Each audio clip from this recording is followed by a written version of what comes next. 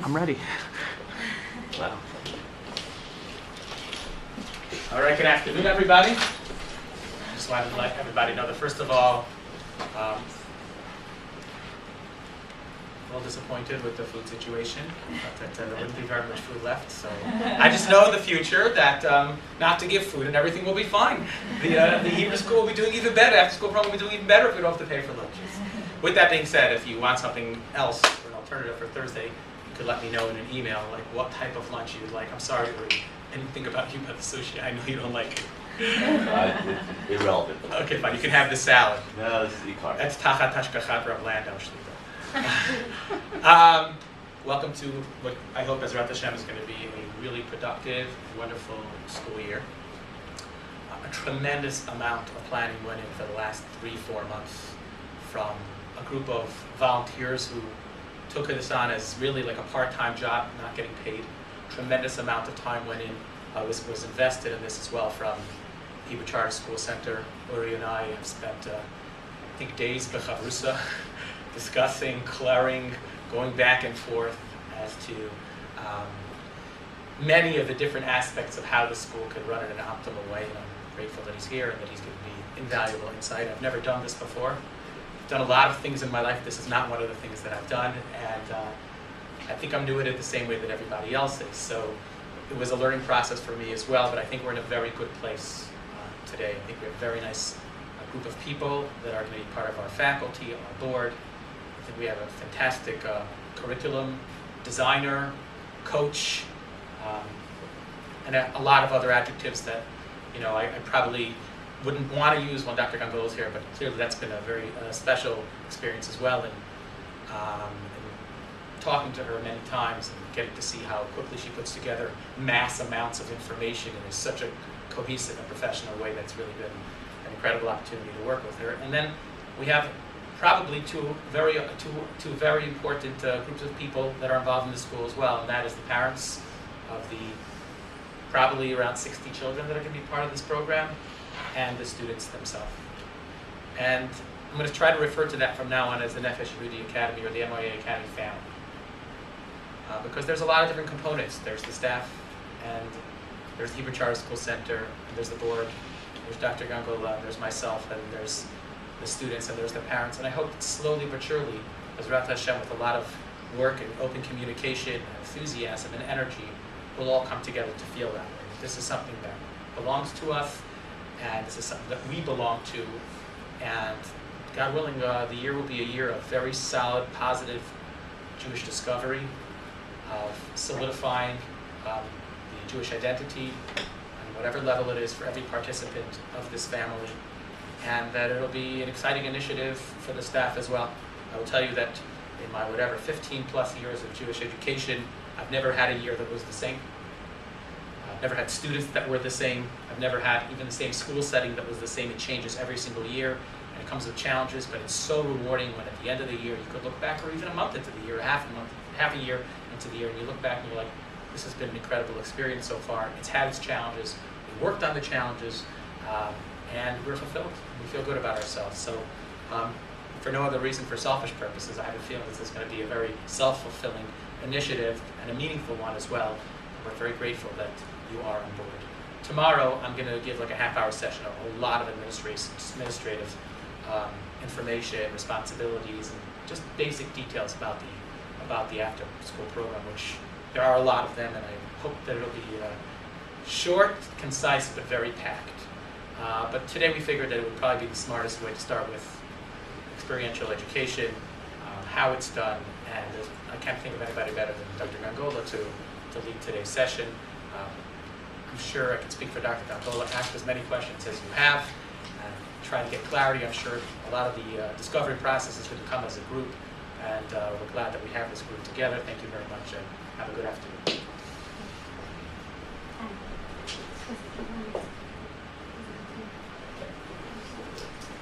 Hi, good morning, like I said, and then Mr. Gordon said it's already afternoon. I said, I can't believe it.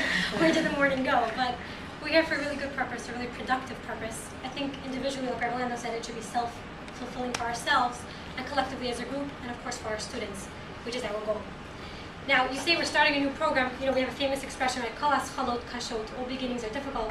Certainly a beginning for ourselves, each one of us professionally, and then as a group, starting a new program, Nefesh Yehudi Academy, right? A new reality we're creating together. So it is difficult in the beginning, but we have lovely people here to support us through that. So I hope that we look to each other as a collaborative effort. We know that in schools where you have teachers that see each other as allies and resources, the students likewise view their teachers that way. So how we interact with one another sets the tone for our students as well. So it's kind of a double bonus and a double responsibility for ourselves. Let's just talk a little bit about today's session, how I want to set this up so that we can maximize our time together. You have in front of you that yellow folder, just some technical details, and then we'll introduce ourselves and move into that. One booklet is the introductory piece. It has in it handouts that will discuss what they are and how to actually utilize them. The second booklet is the scope and sequence of the curriculum itself. Thank you. I will discuss that as well. Just some technical pieces. Belinda will bring for us shortly a copy of the plan of learning for each grade level. If you already have yours with you, you can pull that out for reference. Because the goal of today really is getting deep into understanding the curriculum, how it was designed, and what we could do to foster our students' learning. Or like teaching for understanding, not just teaching rote, not just following like a textbook, which is always easier. And some of you even asked, is there a textbook? And I said, well, you know what, there isn't. You could purchase whatever you need to support your teaching, but textbook-based learning is following one school of thought. That one group of researchers said, this is how we want you to teach it. We want to expand on that. And of course, the experiential approach is engaging in experiences, not just reading off of a textbook, not just following worksheets. And we'll discuss, exactly what that looks like. So today is all about understanding the curriculum, how it's planned, how it relates to each of your grade levels. So you walk out of here with a very strong comfort level in what you want to, start teaching as Nefesh Yehudi begins. The second piece, which I'll be talking about on Thursday, is getting more into the details of the actual lesson planning and the experiential approach, just to kind of give you that heads up. So if you feel like you wanted the practical, I want to hear about lesson planning, we'll discuss all those details on Thursday after we have a good grasp about the thinking that goes behind the planning. So today's about thinking, and Thursday's about the actual planning. To that end, I introduce you to our parking lot, which would be great if we had a nice graphic of the car, but so we'll have to visualize it.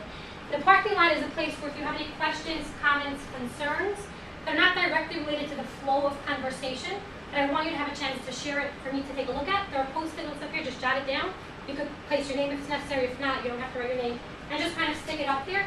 Throughout the day, I'll take a look at what's up there and share it as appropriate, or discuss it with you one-on-one as it's necessary. But I want you to feel that if you have a voice or a concern or question or comment, jot it down and place it up here. Of course, if it's directly related to the flow, then share it while we're discussing it and bring it up. Okay, that's just the basic, the template for the setup. Let's talk a little bit about ourselves, who we are, what we bring to Nefesh Yehudi Academy. So my name is Dina Gangola. I work through writing up the curriculum for you, right? My official title, if you want to call it, curriculum developer, creating curriculum, giving teacher support, conducting these teacher trainings today and Thursday, and then coming into your classrooms and giving you more one-on-one support, observing you, giving you feedback, and coaching you through the process. Obviously, each of you brings your own experience and your own unique strengths and perhaps struggles, and I want to be able to give you that kind of one-on-one support so you feel that you're maximizing what you can do for our students. That's my role in Nefesh Yehudi Academy. My background a little bit is that I teach currently in Damon College, and two of you, right, I've been lucky enough to work with you. Damon College, a liberal arts college located upstate New York that has satellite divisions in New York and New Jersey. I teach in the Graduate School of Education, special education courses. I've also worked as a case manager for kids with learning disabilities in private schools, and I also work one-on-one with children and parents, helping them map out a plan of intervention for their child. So a little bit of background, I've taught grades ranging from preschool, so let's say even before K, right, 3 to 5-year-olds, all the way up through high school. That's just some of my teaching educators. I hope to bring that to you and help you kind of guide you in that process. Let's talk a little bit about yourselves, what you bring to this, what you want to get out of it. So just share something personal about yourself, maybe a professional piece, a personal piece, and then what you hope to get out of NY8, what you hope to give to NY8, something along those lines. Can we start with you? Yeah, sure. Go ahead. My name is Yael. I've worked in some Jewish settings before, like in college I was part of Rutgers Jewish Experience and Rutgers Hillel. I worked at a Jewish high school before. I'm hoping to kind of see how you create curriculums and learn with kids and help them learn better and just try to understand the process of learning. Great, and that's a lifelong goal. Yeah. But you're in a great place to start, that's for sure. I am Rebecca Bowman, and I taught for 6 years at PRY with the pre-K children, and I will be with the kindergarten this year. And basically, I hope to bring children experience all this knowledge and just grasp it and love it and want to be part of it. Sounds lovely. I'm Uri Gordon. I work with the Charter School Center. I'm that annoying guy in the interview room. With all those fun conversations that just go, God knows where they go. And One day you'll write your book. Right? Pardon me? One day you'll write your book. No, no. Yeah. And it's just an honor to be part of this and to be involved in this, and we're thrilled. We're thrilled about the staff that's been collected here, and collected is too weak a word, that's been gathered and appointed and are entrusted to enable Nefesh Yehudi Academy kids who study at Tikva all day long, and here they have a chance to learn Torah and to give them that opportunity is a bracha. We're delighted that you guys are doing it. I'm happy to support anywhere we can. Natalie Weiss. I actually work part-time with my husband as a working couple at Rutgers University, where we run a lot of classes for learning pastoral counseling and a little bit of everything else. Also, I'm a chaplain at a hospital in New Brunswick, and I also am getting my master's in Jewish studies. So this kind of like falls perfectly into like Tailor-made. everything that we're kind of doing. So I'm actually very excited to be teaching first grade. I tutored over the summer 2 first graders, and it like really helped me understand how to like speak to a first grader. We have like 3 little kids under the age of 3, but like I never knew that like there's like a whole nother language out there just for like different ages of kids, and like it was just like incredible. So I'm really looking forward to seeing what this year holds for me. Great. I'm excited. My name is Shira. I'm originally from the West Coast, and I moved here once I got married. Throughout getting my degree, I've been substituting in the West Coast and the East Coast. What I'm looking forward for this year is inspiring the kids, and I feel like it's going to be very meaningful to like come out every day and like, wow, I taught them something really meaningful, and also learning how to teach them. I'm looking forward to how to create a lesson plan that can really get to the children, breaking down the skills. Sounds great. We're here for that kind of support, right? Hi, my name is Rafki Hach. I'm a Shira in graduate school in Lakewood. I'm from Lakewood, and I'm now married still live in Lakewood. I work now the past 2 years in self-contained classes. The past 2 years was first grade, this year in second grade. They're all boys. And then in the afternoon I would substitute in all different grades, like high school, elementary school, all different classes, long-term subbing for self-contained classes.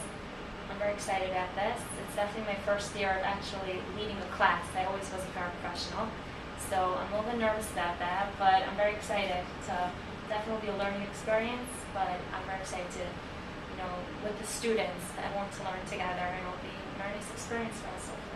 Okay, so welcome aboard. You guys put it the best, right? You think about writing your bio, what you want to say about yourself. Like, you summed it up very nicely over here. So to echo Mr. Gordon's words before, what a lovely staff we have with dedicated and creative people. I met each of you a little bit, talked a little bit together on the phone, and the sense that I'm getting is dedication and creativity. And those are really the driving forces of Nefesh Yehudi Academy. So welcome aboard.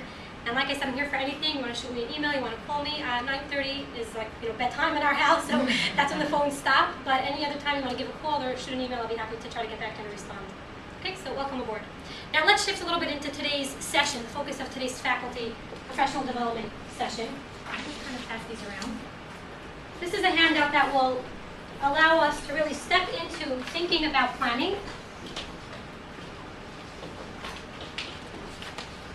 So just take a moment to flip through it. Thank you. You have one?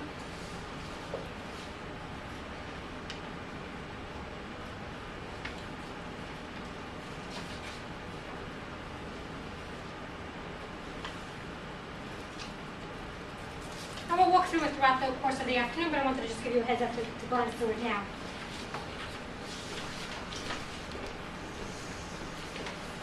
If I could ask you yourself for a moment, if that were to be possible, and to think to yourself what it was like when you went into a bakery recently. Recently, the past month, the past year, whenever the last time you went. And as you notice how they kind of keep restructuring the bakeries, you walk in there and you barely smell the bread anymore, which is a conversation for another time. But think through what's it like walking into a bakery? And just take a few minutes to jot down your thoughts on an index card. If you had to describe that experience, what is it like to walk into a bakery?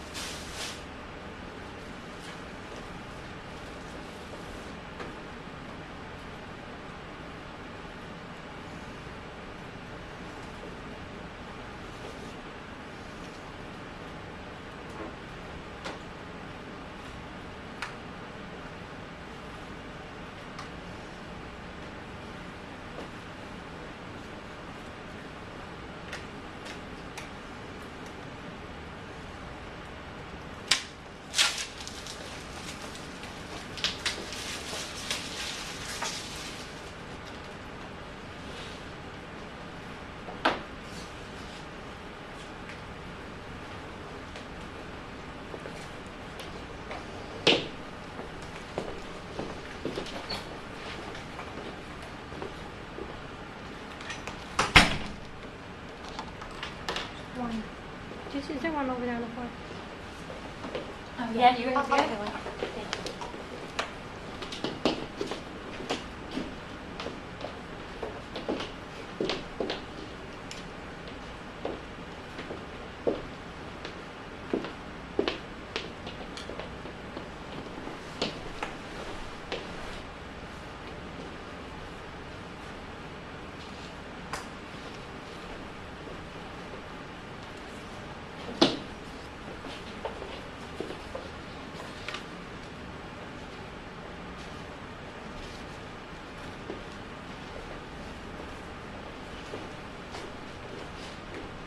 Okay, now let's use this brainstorming that you just did. Suppose you're teaching students about a bakery, what it's like, how it works, right? You wanted to recreate the experience for a child. Pick any grade level you want. You could use the one that you're actually going to be working with this year. And think for yourself, what would you do in order to recreate that? What would you focus on? What might be an activity you would do with them? What might be something you actually set up in your classroom? So take a look at the board that you just received, that whiteboard, and marker, right? So you can and then just jot it down. So basically one descriptive sentence of something that you would set up for students to help them visualize what you just jotted down on your index card. You want them to be able to have this vision, this experience. What would you set up for them in order to do that? Like what activity? Yeah, an activity that you might do. Maybe some pieces, some manipulatives that you might bring into your classroom. It's just a statement describing what that would be. It's not going to be, totally comprehensive, but just one piece of it.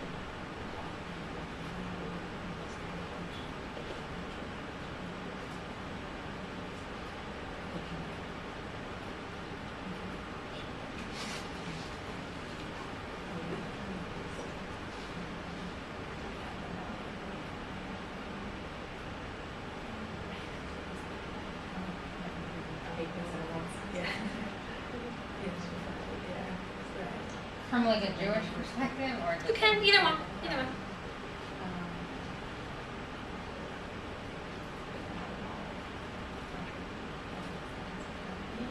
we should just keep on going until it's Yeah, you have 3 or 4. That looks just about fine. Here, wrap up your last thought. Yeah. We should just keep on going until it's.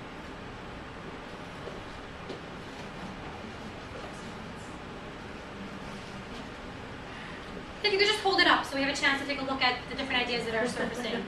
Oh, you got a bad marker? Yeah, sorry. You want to tell us what you have there?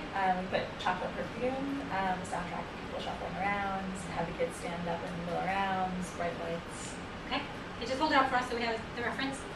What we have? I wrote making dough, speaking about the ingredients and also seeing them. So like add each ingredient into like some sort of bowl and making the dough for the cookies or the breads, and then like for the cookies putting sprinkles on top and like talking about the different colors. And if making challah, speaking about the mitzvah of Havdash challah. Okay. Well, Mine is using the five senses once you go to the bakery. So you smell the pastry, you look at the beautiful pastries, the decor, and usually like bakeries are like made out of glass windows, like not just like a wall. Touching the cake, usually like, you know, there's like whipped cream on it, and then the noise that comes from the bakery, what kind of noise, you know. okay, so we definitely have like, you see some themes running across here, right? The five senses theme, and you're both focused on the smells associated with it, right? You have more the sensory piece, the touching, right? The actual dough, what it's about. So there are different ways or different angles you could attack this from, if I use the word attack, and get into the heart of what's a bakery experience like. And for each person, of course, it's slightly different, which is fine, and you bring your unique piece to it and what you give over to the students. So that's a little bit the introduction to the idea of experiential learning, where you're trying to recreate an experience that for you is meaningful, whether because you yourself experienced it or because you value it or because NYA values it, whatever the case may be, and you want to recreate that for your students. That's a very, very brief introduction to the concept of experiential learning. If I would ask you to think back for a moment to yourself, think about America, right? And I would ask you, who in America is really good at fabricating experiences? What do you guys think? Create movies. Okay, Hollywood, right? Writers. Hollywood, right away. Hollywood, definitely. What places do you think about that are really good at fabricating experiences? Authors, writers. In books, through writing, right? So very good writing helps you experience what the writer wants you to. That's a good point. Are there any places? Anybody here been to Florida? Orlando, right? Disney World, right? You walk into there, you come off the plane, you already feel that sense of magic. It's on you, right? You drive down, Kissimmee, and you right away feel like there's something special about this place. As you come up, if you've been there, through that wide boulevard leading, I don't know what the Lake something boulevard, right? As you go down that street, you feel it. You go into the parking lot already. There's a certain system to it. Then you meet with the people that actually work in Disney World, and you speak to them. Anybody ever been to Epcot Center? We were there many years ago. We were speaking to a woman who worked for Switzerland or Holland, one of those countries. And I said to her, I said, this is an interesting job that you have. Like you dress up in with the costume of what Holland people in Holland used to look like, the Dutch costume. And this is what you do every day. You come and you put on a costume and it's like a fake life. So she said to me, I was with some friends, she said, you know what? She said, where we come from, this is like, we made it. This is the coolest job we could have. And we made it out here to Orlando. We get to come here. Visitors from all over the world come here, millions of people a year. And we get to express to them what it's like living in Holland. So it was a little bit of a different perspective for me to hear that from her. But we're thinking, wow, Disney World does it right. They know how to recreate an experience. They spend a lot of money doing it, and we spend a lot of money going there to experience it. But certainly they have something right about it.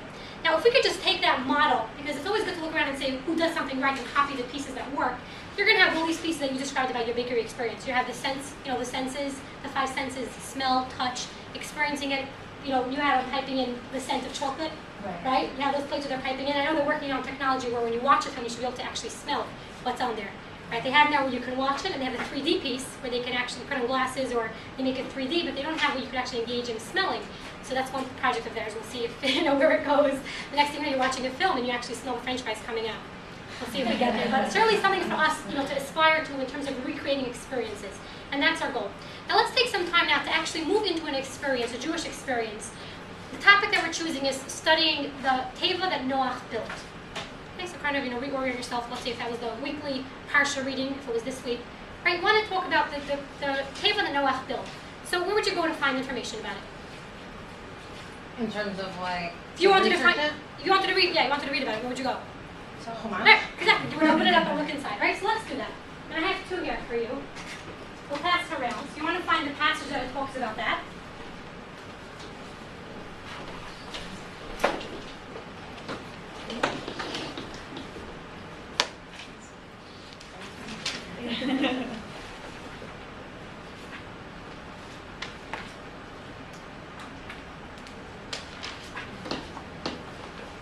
For your ice cream, if you get it first. Give me a chumash and I'll do it for you. I just want the. The verses, yeah. Yeah. See that? Uh-huh. I'll take it. Right. Keep going. Uh-huh. Yeah, yeah. Yeah, you're good. Yeah, you're great. You found it? Right, so we're in the same place, power above. We did, yeah. I mean, hair design plus like, yeah. With us? Yeah, the same place, okay. Now let's say I would say you were focusing on the measurements. Okay, focus on measurements. So you just find that place. You have that verse? Measurements, right? Now I would say to you, what are the measurements? So your first piece is what are they? Before you get into the experiential, what are the measurements for yourself? So you could just jot it down. You have a paper.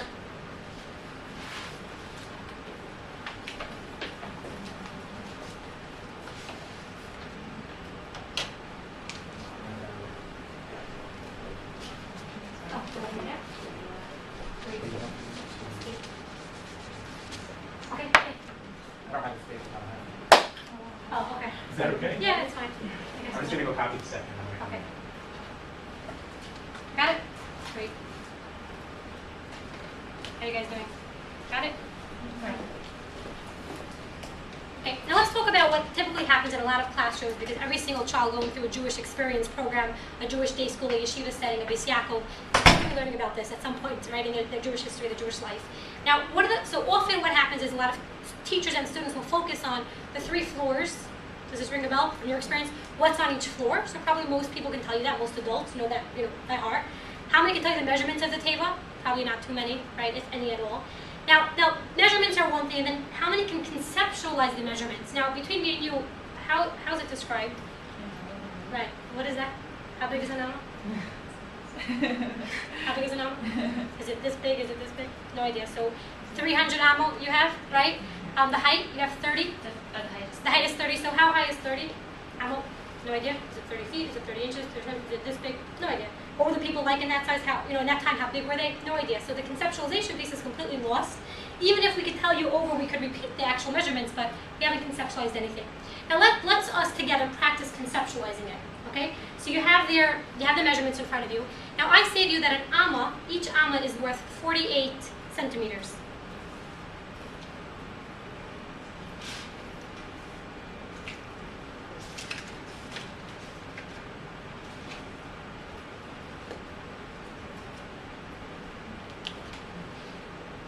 So now what do you do with that information? That's according to one opinion, by the way. Rabbi Chaim Na'eh, based on the ancient Jerusalem tradition. There are other opinions as well. But that's the one that we're going to focus on for now. What do you do with that? Each of the ammo by 48. Okay, you need to multiply them. Yeah. Right? By 48. Okay, so let's go ahead. Let's figure this out. What are the measurements? Like hell, this is not math. So if you have a calculator, pull it out. Most phones have one on them, so I figured you're well equipped.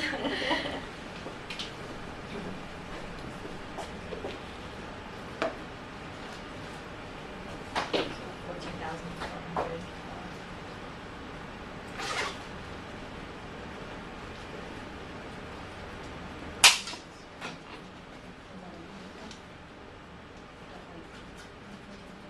Yeah, 434.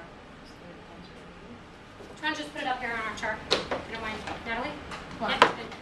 Wanna- Sure. Yeah, well, these markers work. Oh, yeah.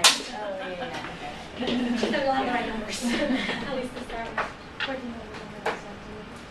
You just want me to write the numbers? Just the numbers of the length, width, and height.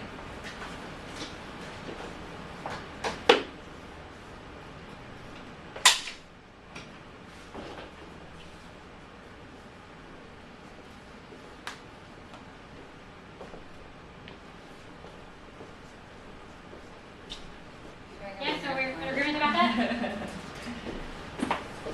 Everybody have the same numbers?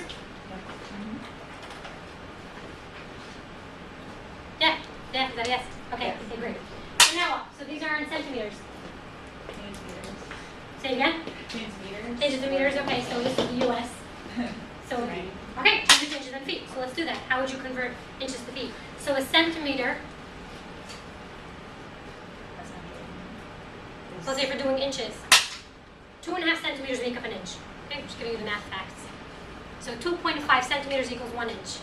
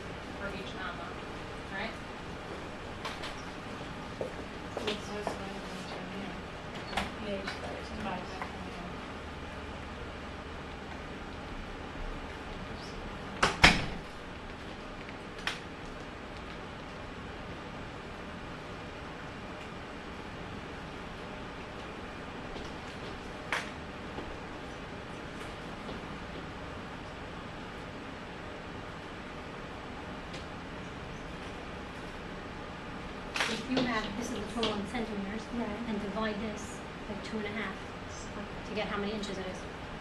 You can divide each one by 2.5.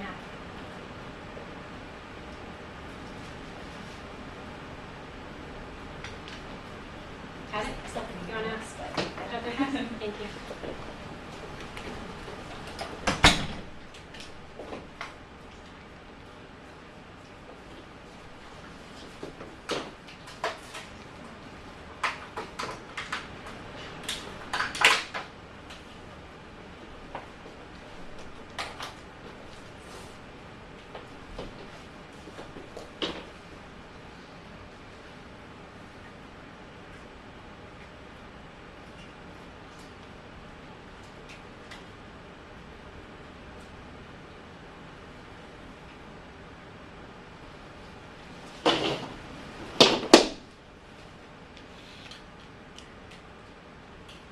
Do you have the same numbers? Yep, all on the same page. Now let's focus on the height. Right, we'll have that for height. Let's focus on the height. So we're going to choose one. We're zeroing on the height, 576 inches. Now, if we're going to take a tape measure and start measuring 576 inches, you'll be here for quite a while, right? So let's convert it to feet. Okay, so 12 inches in a foot. So divide it by 12.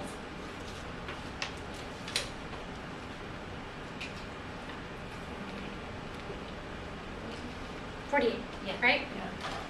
So we all come out with the height of the table. We're talking about 48 feet. Okay, certainly a number that you can begin to envision, right? Now, let's take it a step further. Now, moving into the experiential piece for a child, we can envision 48 feet. You can think, how tall is my house? How many more feet is that? How many buildings, right? A man, exactly. How many men would it take? Okay. Now, let's for a child that can't do that, let's give him the extra experiential piece. I'm going to pass out ribbon here. We'll do this together as one group. We have a volunteer to start the measuring process. So now we're looking to measure 48 feet. How long is your tape measure? It should say on it. You want to take a look at it? 16.5. Okay, so 16 and a half feet. Right, we have to get 48 feet. So how many times are we going to have to? How many times? Okay, 2.5. Okay, so let's start. Okay, we'll take the other end.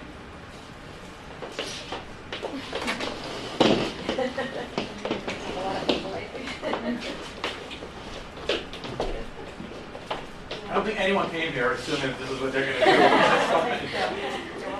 I have that. Or should we just get to a certain point and then? And you want to do that? we're at the end though. Okay, you're at the end. You're at the end. So, And then we'll scroll back. Do it to the last one, then I'll do it. And then you have to walk back. Walk back. We're ready to start. You should hold it over there. Oh, Or you just could do that stay way. here and then Oh, just- that's me? General. Where should I No, it's not. This is all measured, right? This is all measured. Oh, yes, you want to start with this, just get started. We have our first article for the net issue. The annual. Okay, go for it. So we have 116 and a half plus another 16 and a half. This was already cut? No. It was No, I think it's the wrong end. Oh, but it was good. No, it must have split. Wait, I'll hold on to this, so No, just. but it- Okay. Let's So just now start we're- again. yeah, do it over. This is delicate. Just let it go.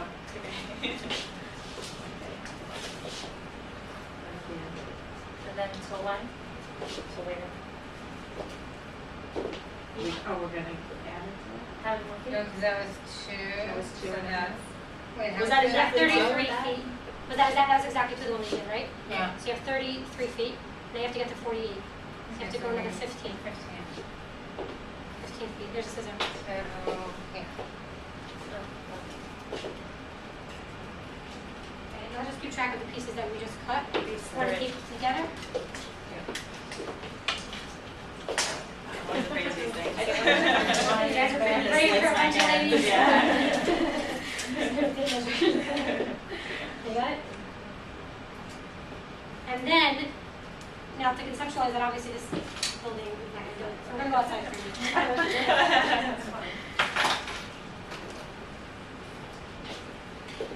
You have one? At one. Oh, that's right. sake of what we're doing here, in order to get that height, we're gonna have a ladder. Obviously, that's so tall. smart. So we're gonna tie it to the Good unit. idea. Wow. This idea I got from this idea I got from a woman by the name of Shauna Kramer. So it's maybe 3 inches up here.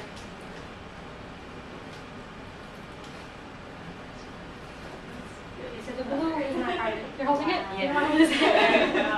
Let's go outside for a minute. Oh my God. That's very smart.